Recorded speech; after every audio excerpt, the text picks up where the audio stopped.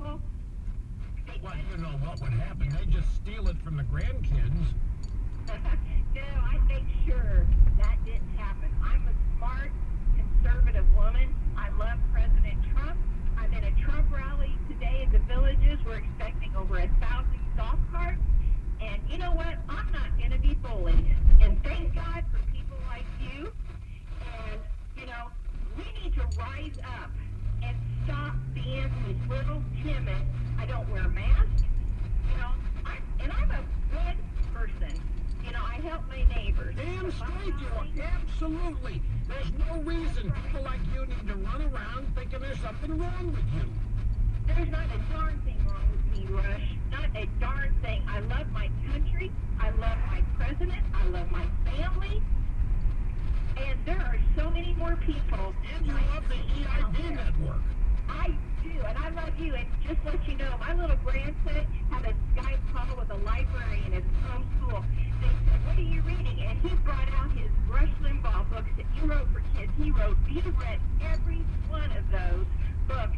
It took him less than 3 weeks. What, is that the Rush Revere books? Yes. How old is he now? He is 8.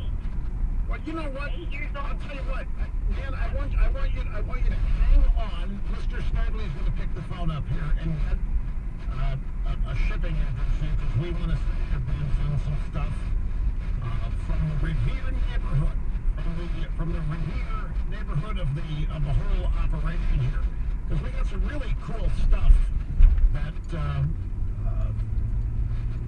goes great with the books. And we're more than happy to do it, and you certainly deserve it. I want to react to something she said. I have to preface this by reminding everybody that I do not have children. So, I may be all wet here, but I do not have that emotional time in my life. And I understand what it is. I understand how deep and strong the emotional bond is. But I have to tell you, as an observer, I have been, let's just say, curious at the way child rearing has occurred